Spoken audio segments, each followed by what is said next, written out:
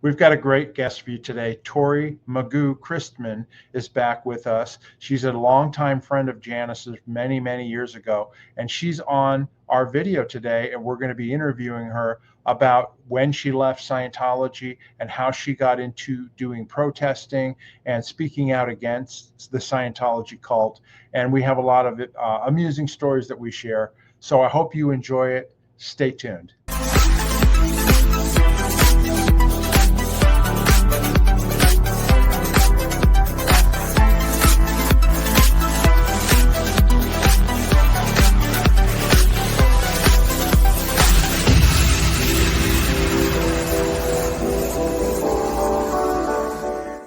Hello, everybody. Welcome to the channel, Scientology Peeling the Onion. My name is Mark Fisher, and I'm here with my co-host, Janice Gillum-Grady. Good day, Janice. Good day, Mark. Good day, everybody, and thank you for tuning in to Scientology Peeling the Onion. Hey, Mark, we have a great guest today. Yeah, someone that I've known her for a long time. And not only that, she worked for my father back in the mid-'70s when, a lot of you probably know my father was Peter Gillum, and he was known as the Vitamin King in Scientology because he was the one that had the vitamin store from the mid-'70s all the way through. And we still have a small little store in his legacy.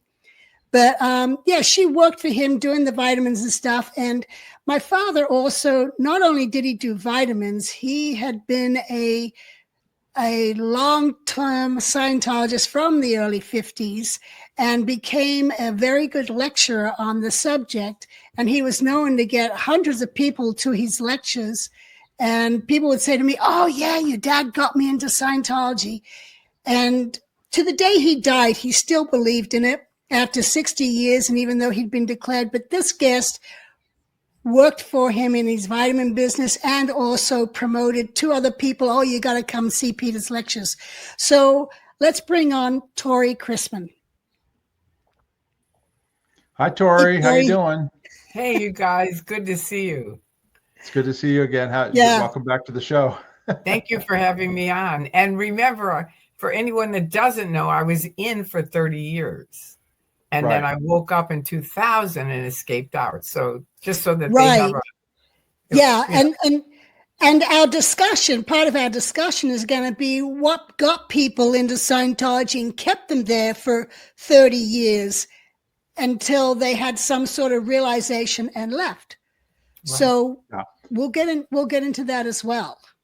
And then also just for viewers, because if you're a viewer of Tori's channel and you're watching this, on our channel, which is Scientology or Peeling the Onion, we tell the history of Scientology, and then we also tell stories of abuse, and we learn lots of new things because we were involved for quite some time, but we've been gone, Janice and I, since 1990, and we've been speaking out for the last 2 years, and we've done over 300 videos and interviews. And of course, for Tori's audience, Tori, eventually left Scientology. We're not part of Scientology anymore either. And she's an old guard protester, as many of you know. She started been protesting long before, some of the more recent people.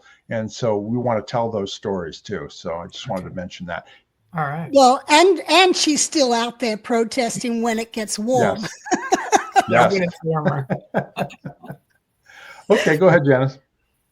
Okay, so Tori, let's get into when did you first meet my dad?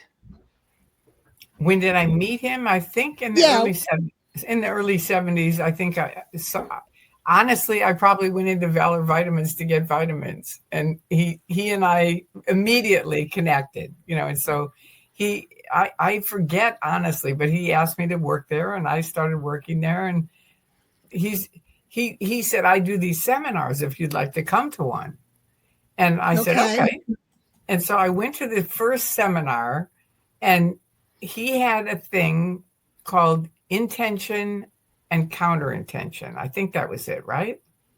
I think that was what it was. It was on intention and counterintention. And he talked about intention is you deciding what you want, right? And counterintention is you going, "Oh, I can't get that." Right? Or thinking something negative about it. So I was in a room like this, way at the back. And he explained, he did his lecture about it. And then he said, okay, now we're going to do a drill. So everybody stand up. And he said, decide what chair you want to sit in and go sit in it. So I thought, okay, I'm kind of a flake, I like to win, so I picked, a chair maybe 3 rows ahead of me and sat in that. And I was like, okay, good. My intention worked, right? Because I was sitting in a chair, 3 rows ahead of me. And so then he did it again. And again, I said, okay, I got to go a little farther than 3 rows. So I went kind of to the middle. And again, I was like, okay, my intention's working. I don't have any counter intention on this. And then he said, all right, we're going to do it a 3rd time. And I thought, okay, Tori, you have to get more courage, just go for it, intend to sit on the first chair in the first row and get there and do it. And so I zoom up and I'm sitting down. And as I'm sitting down, the girl that was going to sit there is sitting down, but I get it underneath her and she goes, that's my chair. And I said, what's your counter intention? And it was just, I just loved his lectures. His early lectures, he really was good at doing that kind of demoing. So you kind of got what everything was, what they were talking about. Right. Does that make sense? Yeah, I did. I did his dissemination lecture in Washington, D.C. when I was like 15 years old or something like that. Wow. Tell it like it is, how to find somebody's room. And he did the same thing. He did these they called it group processing or drills that they were doing. And I always loved, this is something that was fun in Scientology for people who don't know, was group processing before you started your day. In other words, if you were, all the staff together or you're starting on course or whatever, the supervisor or somebody would say, hey, turn around and say hello to the person behind you. Good. Now say hello to the person to the right to you. Hey, touch that person's head. Hey, look at that wall. And then, they make you do different things like clap your hands or whatever. Okay, you guys ready to go? Yeah, we're ready to go. Go. And your energy just was really high. It just really does raise your getting energy out of your head, Yeah, it's amazing. So I really love that. Good. Well, that actually reminded me, apparently my mother did group processing at a rock concert with Jimmy Spheris. Oh, how fun. With thousands of people there. She came out and did group processing, having them, turn around, touch each other, say hello, that type of thing. And I can believe your mom would do it. She's one of the few that would do something like that. Right. Yeah, and it always ended in people laughing or cheerful or whatever, and then you go like, good, now let's go start our day. It wasn't like, oh man, I'm tired, I need a cup of coffee or whatever. You would get you going. Yeah. Yes. Well, we were saying earlier off camera how my mother used to say, if it's not fun, it's not Scientology. Right. Which is something you could not say today and have people go, oh yeah, that's true. Whereas back then we all said it. Your mother said it, but we said it too. I mean, it was just a fact. It was like, if it isn't fun, it isn't Scientology. And I know there's some ex-Sea Org guys or people in the Sea Org that are sitting there listening to it going, this isn't fun. But most of it was, you know what I mean? I'm not saying all of it was, because there was some stuff that was very bad. Even for me as a public, I was in a Sea Org. They routed me out because I have epilepsy and I was on medication, and they said, you can't take your medication. So that started a whole different path for me. And thankfully, my mom saved my life, and my grandfather, who's a doctor, and she called me up and said, you're on your medicine today, or I'm going to fly out there from Chicago. And believe me, L. Ron Hubbard and the Church of Scientology will not forget your mother. And I knew my mom, it was like, all right, let's do it. And who wants to have a seizure anyway? And I haven't had seizures in 30 years since then. Wow. Since you left, you've had none. No. Even before then. This was in 1972 when she said, get back on your medicine.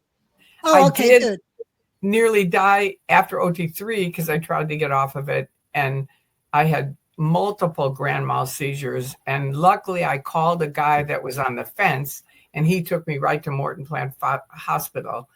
because I knew not to call Scientology. I knew they'd drive me around and get me to a Scientology doctor. And these doctors said 5 more minutes, Tori, and you would have been dead. So that's the negative side of it. Do you know what I mean? It was a lot of fun, but they did have things that were not good. So it's one of those, I call it the Scientology Truman Show, where it's sort of like, if you've ever seen that movie, you're in the show. And when you're in the show, you're surrounded by people that love it, whether they say so or not. And it seems like everything's great. It's like the Truman Show. Good morning, good afternoon, good evening. Everything's going along. So when we first got in, I mean, it was a party. I remember when I got out in 2000, Bob Minton, who'd never been in Scientology and was a multimillionaire, said to me, I don't get it. How could someone like you join something like this? And once I told him what it was like in the 70s, because I got in 1969, he said, you know what, I probably would have joined. Yeah. Well, it's funny because I was born into it and I was raised in a mission, a Scientology mission, but the atmosphere in the mission with my mother running it was always fun. Right. And even the processing, I had fun with the processing, but then going into the Sea Org as a child of 11 years old, and the abuse was incredible. It was so different to what you thought Scientology was. Right. Because it was supposed to help and lift people up. But in the Sea Org, it was just hounding people down into the ground with heavy invalidation.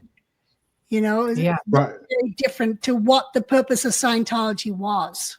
And that experience was even different. That experience was even different from somebody like you, Tori, who was a public person, because a lot of the public did not see what was going on to the Sea Org members and to the staff members, But I did, because I always say I was on the bridge next to the bridge to total freedom, because people would always say, how can you be on medicine? And I'd say, have you ever had a seizure? And they go, no. And I said, then we have nothing else to discuss.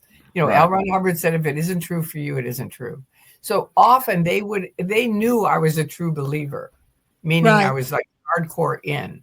So they would call me to do all kinds of stuff that they wouldn't tell the Sea Org, but they would tell me, because they knew I wouldn't tell anybody, and that's just the way it was. So I was in on a lot of stuff that a lot of public wouldn't be in on. Right. Yeah. And I always remind, I have a couple of friends who were Sea Org, and they'll go, oh, that's right, you were just public. And I go, don't say that to me. It's so degrading. It's like you're just nothing. That's not true at all. I know stuff that you don't know.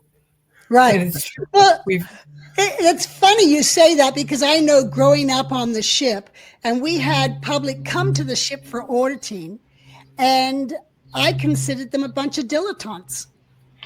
And I agree with you for a lot of public, but I was like a Sea Org public. Do you see what I mean? Like I was literally on staff. You were different. Yeah. I was NSO, which is non-Sea Org at CC, with underneath Mom. And then I was, so I helped train John Travolta. And, I was there during those years. And then I was, then they stopped that. So then I was NSO at AOLA, which is the big, the top start of it. And I was an auditor there. So, and then it went on. But I've had a lot of experience with stuff that would be normally Sea Org. Right. They didn't, like in Clearwater, the guy, Milt Wolf, called me in and he goes, because we moved to Clearwater and in 79. And he goes, okay, this is top secret, but you have to handle this. And I'm like, handle what? I mean, these people were like honking out Scientology and driving by and all these signs. And this wasn't critics. This was the public of Clearwater. Richard Tenney. Yeah. Richard Tenney and Charles LaShare, the mayor, and all that. I remember. I was there. I lived there. Right. So he said, you have to get rid of these people. And I'm like, I have a brand new baby. How am I going to do it? And he goes, well, here's the story. And he told me the whole story about, they were going to go on land from the ocean with Hubbard. And then they found out the FBI were going to come and plant drugs on the ship. So Hubbard went around, bought the Fort Harrison under a phony name, So he said, so we are liars. So that's why the Sea Org can't handle it, because his big pitch, Richard Tenney's, who was the city commissioner trying to get to be mayor, and his big pitch was, don't vote for them. You know, they're liars. Don't trust them. They're liars. And he said, Tori, we did lie to the public then. Tori, do you remember Richard Tenney, the attack? You know, you remember, Tori, the attack on Richard Tenney? Oh, he's a hot tub salesman. He had a hot tub business. But just so the people watching know, when we moved from the ship we first moved to Daytona until the mission found a location for us to move to. And that's where they found the Fort Harrison and the Clearwater building, both for sale. So we went in as Southern Land Development to purchase these and hide that we were Scientologists, but we were United Churches. Right. So it was United Churches coming into Clearwater, not the Church of Scientology. No, right. And that was the first mistake, was coming in as liars and not being upfront that the Church of Scientology is buying these. Right. But for, you know, I handled that whole thing, you know, like me and some other people, but you know, I went out and talked to people individually, and then I went to their meetings, and then Richard Tenney came and I talked to him, and the guy Richard Libby was there, the guy writing for the Clearwater Sun. Yeah. And he was taking massive notes, and Harold had told me that guy lies about us all the time. Be careful. So now I'm in a room with Richard Tenney, and Richard Libby is like writing away, and he's a little short guy, and he's writing away. And I'm a person who will take like a lot of stuff. I'll take a lot of stuff, but then all of a sudden, if the lid goes off, you don't know what I'm going to do. And I don't either. You know, it's just sort of like, and that was it. I thought, this guy's writing a bunch of lies about me. And so I took his notebook away from him and I ripped out all the pages. And I said, I'm going to tell you something. If you ever write a lie about me in your newspaper, I'm going to personally come to your house. And I'm 5'7", so I was taller than him. And I'm just a strong person. Do you know what I mean? I grew up with two older brothers that are big and, you know, three men basically. And I mean, I've never hit a person in my life, but I wanted to scare him, and I did. He never wrote a lie about me, not ever. Right. Now, wasn't your dad a tough football player? Yeah. He played for the Chicago Cardinals.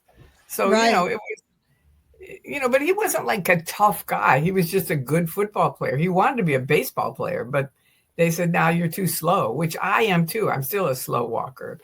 So he said, I'll go into football and he was a quarterback, and that's him. He's in the American Football Hall of Fame, way back years ago. And then he broadcast in the 60s with Kurt Gowdy. Okay. So anyway, back to our Scientology stuff. So you were in Scientology up until what year? I got in 1969. I woke up in 2000.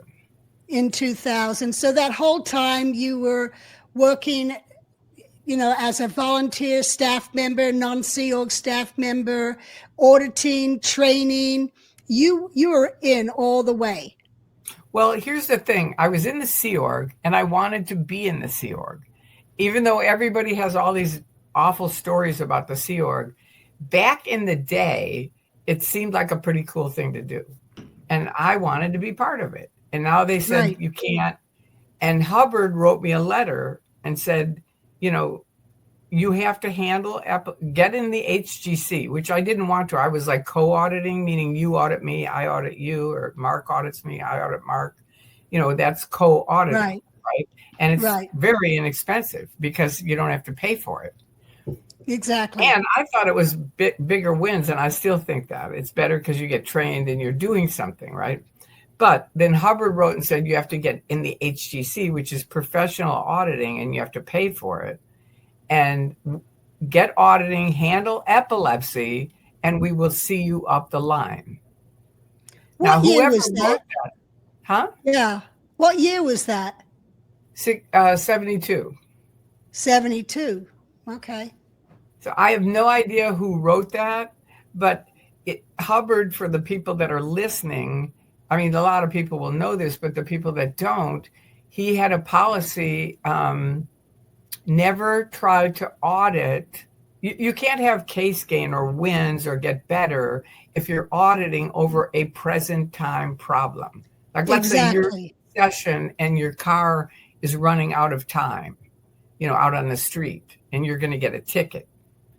Now, your auditor is trying to get you to run a certain process, but you're thinking about your ticket that you might get.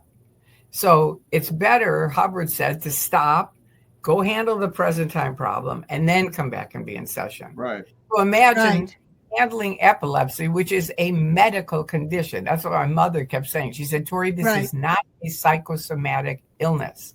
Dianetics is not going to fix this, because that was their thing. Dianetics and vitamins would fix it. That's how I met your dad. That's right, because of the serum. Okay. Yeah. Right. And, but I want to point out, Hubbard, though, used to also say if there was a medical condition, your folder was to go to the case supervisor, who was to then send you to a doctor. That is Scientology technology. But in your case, they kept trying to audit it rather than. Well, first of all, I was on the ship when it started. On the boulevard. No, yeah, out in the LA harbor. And I said, I'm running out of my medicine. I have to get a refill. And he said, well, you have to go see the MLO, which is the medical liaison officer. So I had to go down there. It was like an 18-year-old kid, not trained in medicine at all, who said, we're the top 10% of the planet. We're the Sea Org. We don't take medicine. Which 10 years later, Ken Hoden's wife took me in session and apologized and said, we've really screwed up on this. They knew it was the wrong thing. But anyway, I still fought him for 30 years. And I finally ended up way in 2000. I got the entire flag land base corrected on medicine. Good. Yeah. So it was kind of cool. But anyway. So you prevented it happening to others. Yes. So I helped other people because of that. Right. Yeah. Yep. So that was a big win for me. But in the 90s, my auditor, Bill Yachty, who was a class 8, which is a highly trained auditor, said to me, Tori, the internet is happening. There are these really evil people on the planet, and I've got to handle it, and I need you to help. And I said, all right, well, I was always like, what can I do? And he was like, well, most internet providers, you have to do it online, which I didn't even have a computer. But he said, I think you could walk in and just push through it and get it done. And, it's the old, you're the only person that could do it. They're great at that, and so it was sort of like, okay, I'll do it. And what did they want you to do? I used to smile, but when I came back with the account set up, it was a phony account, and I paid with a cashier's check, so they couldn't trace it back to Scientology, which of course, logical people, and that was the thing I wanted to mention to people. Let me finish this and then remember that I want to tell them something. I paid with a cashier's check, and logical people would think, wouldn't that be enough for you to just go, I'm out of here? See, certain things that for you and you that happen to us, a person that's outside of this, they have to remember we had no access to the internet. None.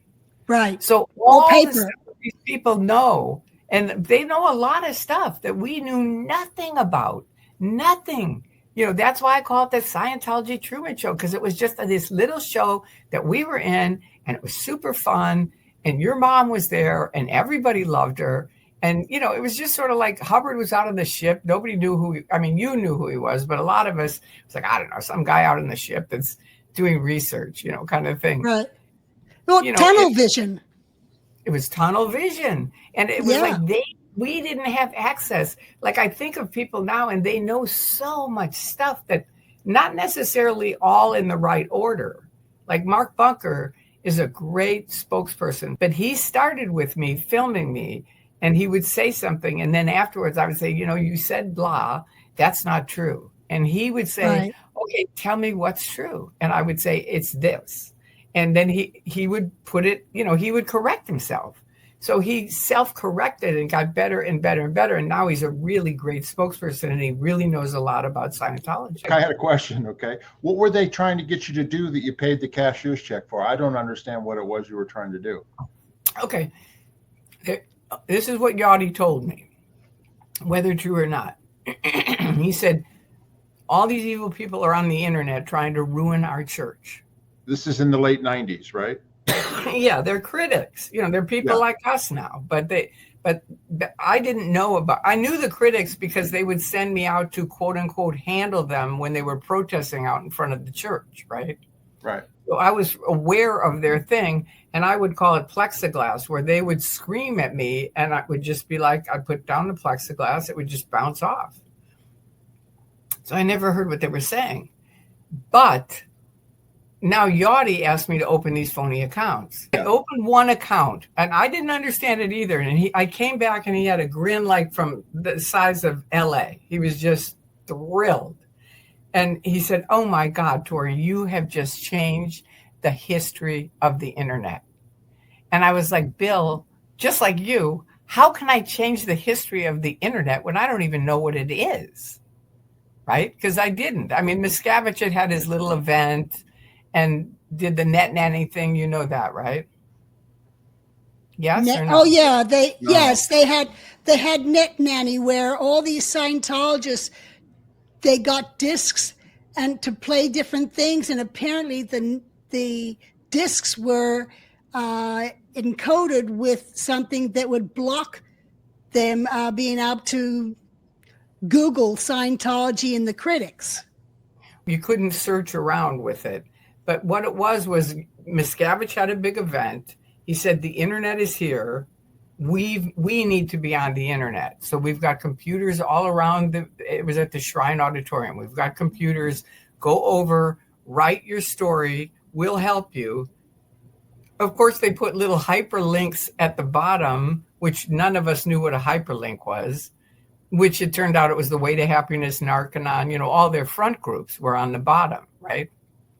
And then they print out a disc and they hand it to you. And I go, what am I supposed to do with this? And they go put it on your computer, just pop it in.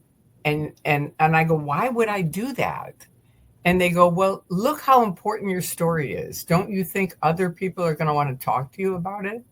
And for each person, you do think your story has some value. And so I thought, yeah, that's true. So they said, so that's why we want you to put this on your computer. Now, we didn't know what really was happening was they were stopping any of the N theta or bad news that they didn't want anyone to see, right? So the net nanny would block it all out and everything was just a piece of blue sky. Again, the Truman Show, right? Just the Truman Show. You'd only see your friends and that kind of thing. So I was terrified of going on the internet because Bill scared me. He said, don't go on the internet. He said, you saw what happened to our friend who went insane. And, it turned out they drugged her and reverse audited her. Auditing makes you better. Reverse auditing makes you worse. So I didn't know that till I left. But anyway, he scared me to death. And so I opened the one account. Now, Mark, just to finish it, he said, okay, now I want you to open 10 more. We're going to fly you around the United States and you're going to open up different accounts in different states, right? I still don't understand when you say open an account. Is this like an AOL account or like an internet? Yeah. Okay, so it was like some it's like if I open up a Yahoo or it's like an email account. It's an email account. Okay. It's an account that he could use without his name and no connection to him. Do you see what I mean? But why would you have to travel to open? Let me finish the story. So I'm traveling around opening up the accounts. I get 10 open, and now he's thrilled. He's an auditor and a CS at the Enhancement Center in Sherman Oaks, right? In the afternoon. But in the early morning, he was doing OSA, and way at night, he was doing OSA, being online, fighting these critics. And they had 3 main goals, which was to distract off of any hot topics that Scientology didn't want seen. Like L. Ron Hubbard really had 3 wives, not 2. And somebody would post that, and they didn't want that seen. And remember, back then, the internet with Scientology was just a news group. Right. It was, you're talking about news groups, right? Not chat rooms or anything. They were news linear. groups. Yeah, I know what you're talking about. Yeah. And it was alt religion Scientology. So somebody would post L. Ron Hubbard's a liar, and they had to get that off the page and onto the second page immediately. So they would, Yachty would use these 10 different accounts saying, coming on Mary saying, well, I knew him and he really did only have 2 wives, right? And then he'd come on as Joe Schmo and he'd say, who cares? And he kept posting until a real critic would answer. And then he would go like this. He'd jump up, he'd light up a cigarette. He'd go, bingo, we got it. And I'd say, bingo, you got what? I didn't get it at all. And he was like, these people are going to be arguing because they'd get them fighting with each other, real critics. Right. And they're in a big, Aaron and Nora, and they're fighting. That's a huge win for them because they're not talking about Scientology, are they? Right. No, they're arguing between themselves. Right. So it's like, I really believe each person has every right to say what they want to say, but say it to the person. All these public people don't need to be in on, I don't really like the color of your shoes. Well, your shoes are uglier than mine. It's like, okay, come on. Right. So anyway, Yachty's thing was to get it distracted, drive it down off the page. That's where I don't know if you were around in the days when they had the anti-psych posts. I never watched any of that. I was the same way. I wasn't on the internet then. So. Okay, well, they started spamming ARS with anti-psych things. Uh-huh. And I wasn't seeing any of this. So I didn't know it. And Yachty was like, just trust me. I'm not going to do anything illegal. We're just trying to get these guys to go do something else. So that's how it sounded. And I kind of believed him. He was my auditor. He was a friend. He would, why would I not believe him? And we were in Scientology, it's like they only do good things, right? But the weirder it got, the weirder he got. And the weirder he got, the more I started going, now, wait a second. I grew up in Chicago, and these guys were starting to act like the mafia. Do you know Gavino, either one of you? Gavino Ida? No. Well, anyway, he worked at OSA. He was running that program. He was a Sea Org guy running that program. And so I met him, and I thought he really looks like a mafia guy. And so that was the beginning of my kind of waking up and realizing I got to go look and see what are they doing with these accounts that I don't know anything about. And the day I went, thank God, it was all baking recipes. And in between it, like how to bake a chocolate cake, how to bake German chocolate cake, cupcakes, this and that. And I'm looking at it. This is the first time I've seen it. And I'm like, what is this? And in between it, you see these people saying, I didn't say that. Scientology is changing my words, right? I don't know how. Don't ask me how. And I asked Yachty once, I said, how do you do that? You don't know that much about computers. And he goes, we hire computer geeks. I mean, they were running it through Russia and all kinds of shit. They had all kinds of weird crap they were doing. I remember that the alt religion news group, because I didn't understand it either. But like Andreas on Operation Clambake, he used to do like a weekly summary of what was on ARS. And that's how you could get that with all the crap cut out, the cooking recipes and all that. You could and then when I learned about Operation Clambake, that's when I started reading about a bunch of the stuff. Right. See, I never got into any of that. I was busy raising children, so I had no time. No time. Time. I remember when you guys left, OSA called me in. They didn't call in all the ex-Sea Org guys I know. They called me in and said, look, the Gilman kids have left. And I said, okay. I was sort of happy. It was like, good. But I didn't say anything. I said, so what's the deal there? And they go, well, this is big flap. We can't let anybody know. So you're sworn to secrecy. You can't tell anybody. And we're going to handle it. That's always their thing. We're going to handle it. Yeah. Well, do you know who one of the first people was that I called?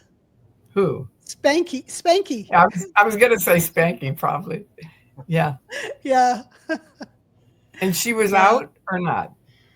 Well, she was out. Because Travis answered the phone, and I asked for his mom, and he put her on, and I told her, and she's like, "What?" Yeah, it was good. My old buddy. I know. It was an amazing arc to live through, where it was like so much fun in the early 70s, and then as it got weirder, I'm not sure how it was on the ship with Hubbard and stuff, but for me, it just, I was sort of like trying to handle epilepsy and go up the bridge and help them on different things. So it was just sort of like, the first time I really noticed it was bad was on my OT levels, where it was OT, not OT3, not even OT4, but OT5. And the cramming officer of the OT8 left and called me. And I said, and a cramming officer is someone that helps fix things. And she left. And I said, what got you to leave? And she said, Tori, there are so many OT8s that are either sick or dead or they've committed suicide. And she said, honestly, I just couldn't support it anymore. And that's kind of how I was with Yachty. It was like I was seeing these guys do these things. And plus, they threw me under the bus. That was the other thing. Once I saw that baking recipe thing, I called up Bill and I said, Bill, I really have to go back to work. I can't keep doing this. And he goes, okay, fine. We'll just meet you at this apartment in Glendale. We just want to debrief. And I thought, okay, great. So I go over there. It's real dark. It's Jim Clergis and a few other people. And they're big men. It's all men, no women, and Yachty's not there. And I think, okay, what is this? And boom, the door slams open. It's Covino. And he goes, I warned you about her. I warned you about her. And I look at Bill and I go, he warned you about what? This is my best friend and auditor. What did he warn you about? And they just started hammering me for like an hour or two. What are you going to say? Who are you going to tell? What are you going to do? And I was not going to say a word. This is the same as when I left. I wasn't going to talk. I wasn't going to protest. I even called Stacy in 2000 and said, I'm not going to protest. I'm not going to picket. I'm not going to speak out. I'm not going to make videos. And she said, okay, we're just doing for you what we wish someone had done for us. Now, we haven't told the story about you and Stacy Brooks or Stacy Young or whatever, right? She basically worked at Author Services with Miscavige, and I woke up and left. And she wanted to help people who were leaving. And Bob Minton, it was never in, but was a multimillionaire, and he found her on the internet, and they became friends. And Jesse Prince also was someone who used to help run the church, and he left. And so the three of them started a thing called the Lisa McPherson Trust in honor of Lisa McPherson, who basically is dead. And many of us feel like, I mean, if you read the worksheets, well, anyway, they helped her, quote unquote, for I think 17 days, and then she died. So that's Stacy, by the way, in the red shirt there on the right. Sorry. Yeah, that's Stacy. And who's that on the left? Me. and Mark Bunker, wise beard man in the middle. Yeah, wise beard man with his beard. So anyway, I talked to Andreas in Norway, who was the person who helped me wake up. And he was never in, but he was logical enough and asked me the right questions, and I just woke up. So now I'm awake. I know I'm going to leave, but I don't know what to do. And I say, Andreas, you've got to help me. And this is what I was telling you earlier. So he says, okay, I'll handle it. And I get this email from Stacy Brooks. And it says, Dear Magoo, who are you? And I write and say, I can't really tell you. I'm afraid for my life. At this point, I'm only 15 minutes from OSA. And she writes back, and I go, oh, good, I got an email from Stacy, and I open it up thinking, this is going to be it, right? And I open it up, and it goes, Dear Magoo, sorry we can't help you, Stacy Brooks. And to this day, I have a sign in my house that says leap and the net will appear. But you have to make the leap. Right. And I felt like I was 1,000 feet up on a mountaintop, and way at the bottom was a little sign that said, if you leap, you might make it. And I had to make the leap. So I told her, I said, all right, I'm Tori Bazazian, which was my married name, blah, blah, blah, blah, blah, blah, blah. I'm OT7, this and that. And she goes, Tori, she called me on the phone. She goes, I know you. We used to audit together at the AO. So that was the beginning of that. And those guys literally, because she said, what do you want to do? And I said, I don't know. I don't know what to do. I mean, I was married. I have my son. I had all my friends. I was just like, I don't know what to do. And she said, well, why don't you just come to Clearwater and hang with us for a week or two? And I said, okay, except at the time I couldn't afford it. And she said, well, Bob said, I'll get you a ticket. Just get a van to go to LAX. So I got the van. I'm ready to go. My husband was out of town. So I was just like, okay, whatever. I'm going to go. My whole theory was I have to see if they're OSA or not, because I sort of thought maybe these guys are just faking it and they're really OSA. Remember, I was in on this whole deep cover thing. So I thought maybe. Did they also think that you might be OSA too? I was wondering about that too. Did they also think that you might be OSA as well? Bob they didn't, but a lot of people did. Yachty came on right away and started saying, don't trust Tori Magoo, she's OSA. And a lot of people bought it. But Andreas, go on. Let me just bring up here so people watching this can understand how deep they go. I have an old friend who I hadn't talked to for years. He was in the Sea Org. And then one day he called me and, he was finally out. Anyway, I have this friend who told me that when he was out, and I thought he was part of a squirrel group because he was with Ernie Martin's group. And he told me that he was with Ernie's group undercover for 8 years. Right. For 8 years, this guy was pretending to be an auditor with this non-Scientology free zone group and reporting up on everything that went on in that group. Right. And that's how deep these Scientologists will go in order to report on people who are their friends. And I was not one of those. When I say deep cover, I don't mean I wasn't that. I go to do the debrief. They pound on me for like 2 hours, and I finally just burst out crying. And I just started running out, and he came running after me. And I knew he'd fucked up. You know what I mean? Right. It was like, this is not going to work. And I said, get away from me, get away from me. And I got in my car and I drove home, and I was just crying my eyes out. And by then my husband was home, and he was like, what is going on? And I said, I can't tell you. By then I'd signed this thing saying I'd pay $100,000 if I told anyone. So I was really scared I'd have to pay all that money. So I was just like, no, I can't tell you. So, but by then, that was really the night I left. It took about 3 more months to really wake up and meet Stacy and Bob and Jesse and escape out. But you mean 3 months to peel your onion? Yes, exactly. But I always say I left Scientology. Let's say this is LAX over here. I was a Scientologist when I was at LAX in 2000, July 19th. Right. By the time we got across the country, we had to stop in Chicago. My husband was there. OSA was there. This whole big deal. I finally got on the plane. And by the time I was in Tampa, a huge mob of people were there in the Tampa airport and OSA, with OSA and the police and Stacy, Bob, and Jesse. And the police were like, stand back. Everyone stand back. She has to decide. Because Stacy had called him ahead of time and said, look, she's escaping out of a cult. These guys are going to be there. You need to be there to help us. So they were.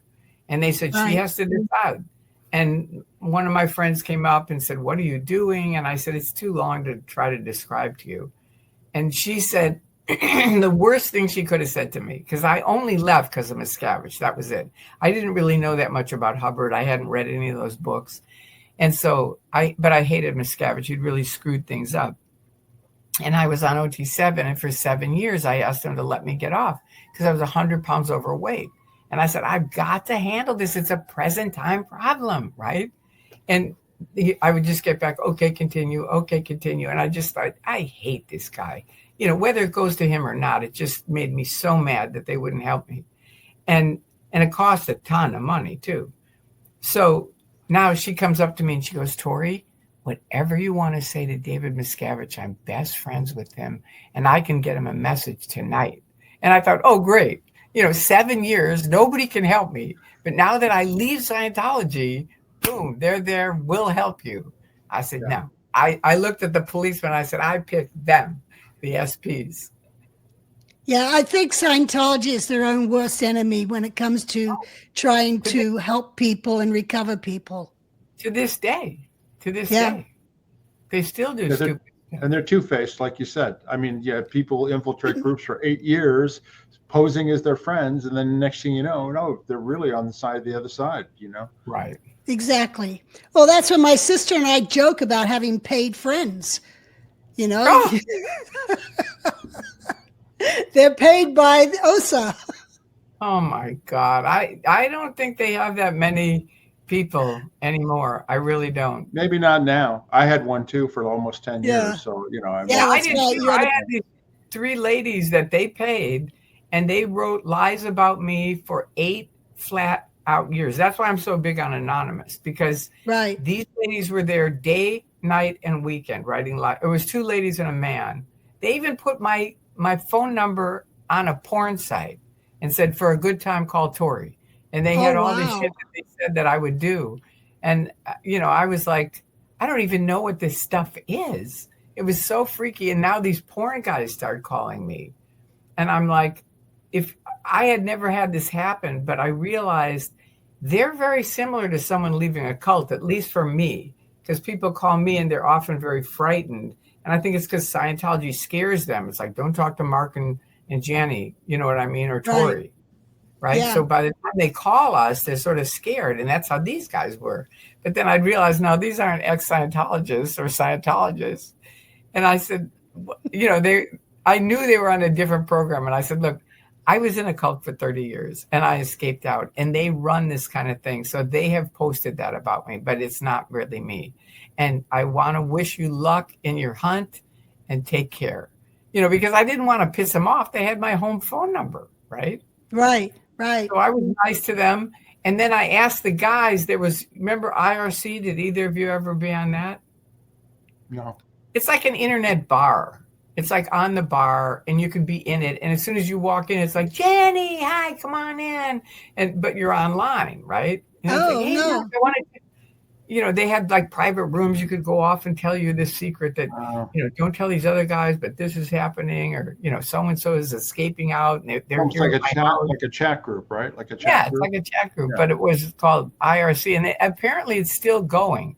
But at the time, I had a bunch of computer geek friends that were on my IRC that I had joined. So I went over to them, told them about the porn thing, and they said, see if you could find someone who will give you a URL, which I didn't even know what that was then. But I got this guy that could speak, was, bright enough. And I said, could you give me the URL for a good time, call Tori? And he goes, yeah, sure. So he gives it to me. I copy it. They said, just copy it, paste it, and put it over here. So I bring it over to the online bar, and I post it. And on under 3 minutes, they come back and they go, Tori, the same guy that's been writing these lies about you for 2 years is his computer address is the same address as For a Good Time. So I said, what do I do? And he said, call the police. It's a federal crime. So, and because they were fair gaming me so much and doing shit against me, just little stuff like gaslighting stuff, they don't do big stuff because you could call the police. So they were doing a lot of little stuff. So I went early on and talked to a policeman and explained Scientology and fair game and bop. And I said, look, I'm going to write it up to you every time it happens to me. I can't prove it, but it's like, who else would do it? Break one leg off my ceramic turtle on my front porch, or spray half of my rearview mirror pink. Just stuff that who else would do that, right? Yeah. Yeah. And I said, I'm going to write it up to you. So they had a long history of the shit they had done. So now I called them up and I explained this. And I said, I need someone to come over here. And so the cop comes over and he looks at all the information. He sees all the lies this guy's written, which were thousands by then. And he goes, okay, I got it. And he writes a police report on Truth Seeker. That was the guy's name, Truth Seeker. And I said, what are we going to do with it? And he said, I'm going to show you. And he took me around to all these different places, the FBI, Google, ARS, all these different things. We posted it. So that was the end of Truth Seeker. He left forever. That reminds me. Yeah, there you go. You started protesting too. This is, you were definitely one of the original protesters out there. People think you were doing it now. You were doing it years ago too. I was. And like I said, I wasn't going to. They made me into an activist. Yeah. Yeah. By canceling my van, by having OSA in Clearwater, in Chicago, and then OSA in Tampa. And it was just like they did enough creepy things that I just went, that's it. I've got something to say too. Yeah, as I said, they're their own worst enemy. And there you are with Paulette Cooper. I know. She's great. Yeah. Yep, there's the gang. There's Spanky there in the front right, and then my ex-brother-in-law, Jerry Armstrong. Jerry Armstrong and John Atack. Right. Now I see Tori. I don't know who those other people are. Isn't it Peter Griffith? Pete Griffith up in the middle top. And I think Andreas is there too. Andreas is Mark. It's Pete Griffith, Mark Plummer, and then Andreas on the right, above Spanky. Okay. They're not with us anymore, right? They're not with us. I know Andreas passed away, but didn't Mark Plummer pass away too? And they both did right around the same time. And did Peter pass away too? No, Peter's alive and He's still there? Okay, good. Yeah. Is that Homer Schomer in the middle? It might be. Yeah, I wondered if it was too, but could be. Yeah. So 2015, and it says. Who's the lady that John Atack has his arm around? I forget her name, but she has worked as his assistant for a while. And I apologize for forgetting her name. She's really nice. Yeah. Okay. Yeah, I've emailed with her. This was up in Toronto. Yeah. Right. Yeah, it's 2015. Pretty crazy. I know. It is amazing. Crazy. You've been out in Hollywood Boulevard and all that, like for the last several months. Have you had any other fair gaming happen to you? Those little tricky things and people. Well, they have all the lies up about me. So that's number one fair game, is that they have their flat out lies up about me and they don't take them down. So I'm going to continue. I would say, I don't want to say no, because then they'll come and fair game me. So, it's like, there's nitpicky things, but most of their fair gaming has been nitpicky things, except flattening my tires, which was really awful, and breaking. When did they do that? Huh? When did they do that? Early on, when I first was leaving. Okay. They broke into my house. They stripped my computer of everything.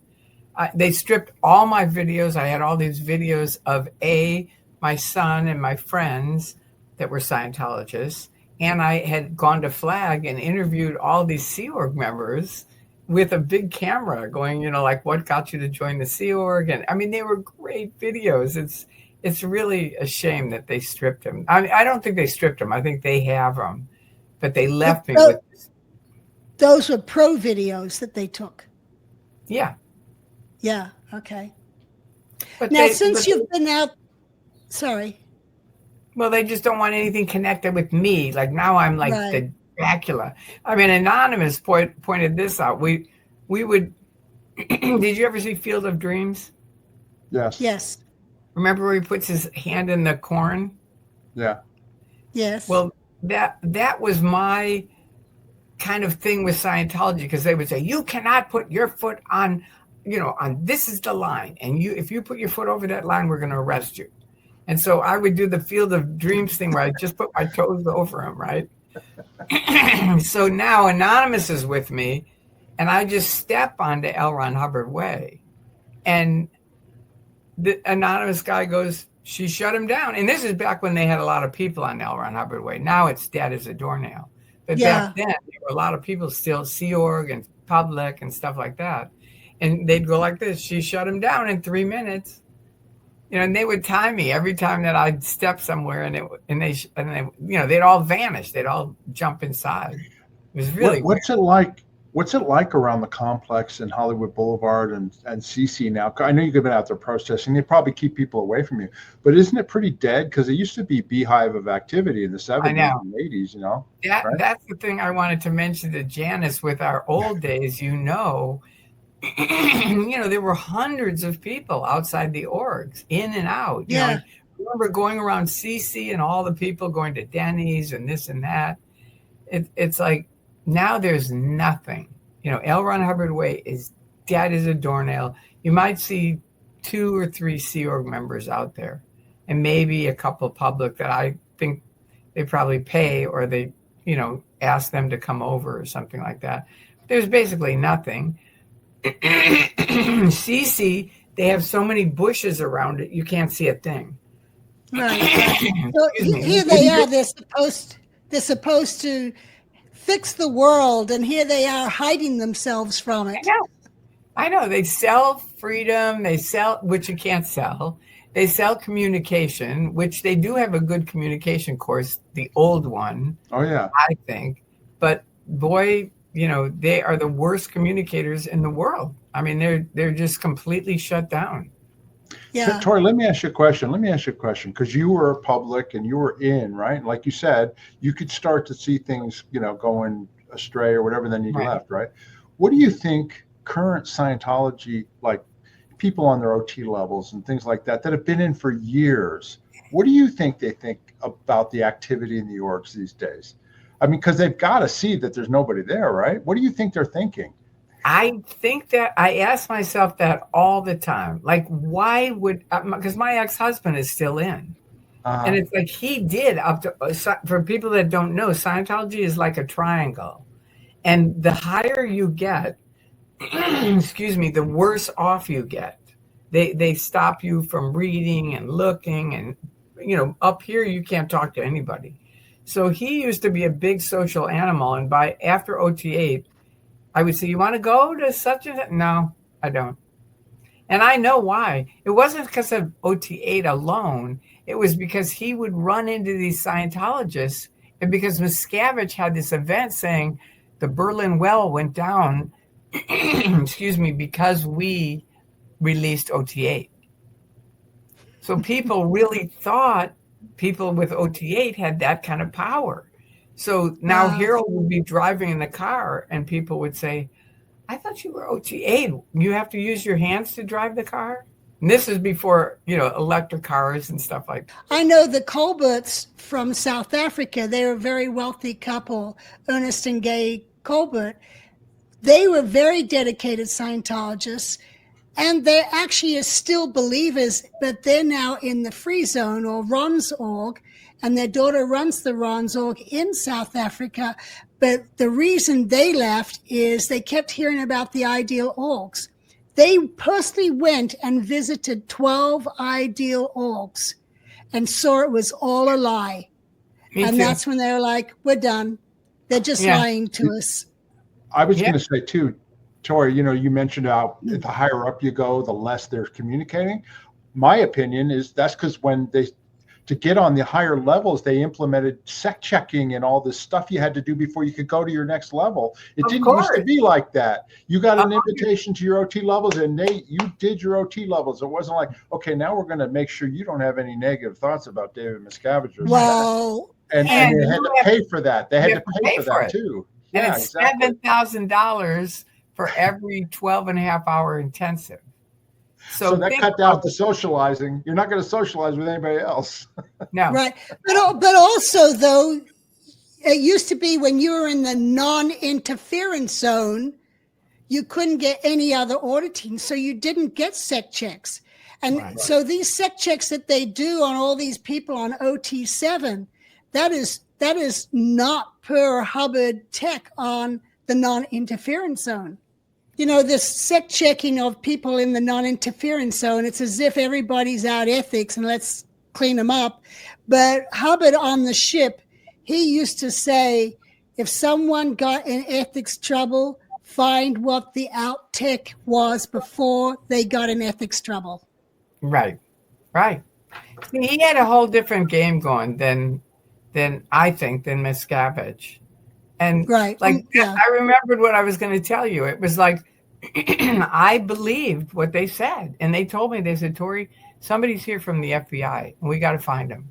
And I was sec checking the staff at this point, and they said, you've got to find this person because they're from the FBI and they're covertly here, and we don't know who it is. But you're sec checking the staff, so you find out. And I believed them. You know what I mean? You know what's funny is they were so paranoid about finding FBI agents in Scientology. Meanwhile, they're sending agents into outside groups to be their friends for 8 years and paying them to do so. I know. Well, listen to what happened. This lady, a really nice, sweet lady, is the person I'm sec checking. And I say something like, well, what do you know about OT8? And there's this big long fall, the meter reads, meaning there's something on it. And she goes, well, nothing. And so I get worse and worse. I'm like, come on, what was that? What were you thinking of when, because I saw the read, right? And I just kept pounding her like, what was it? What was it?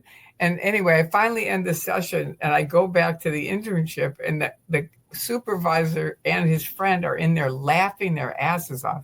And I said, what's so funny? And they go, Tori, of course she was reading on the meter. Look at your TRs, because I was very you're the FBI, right?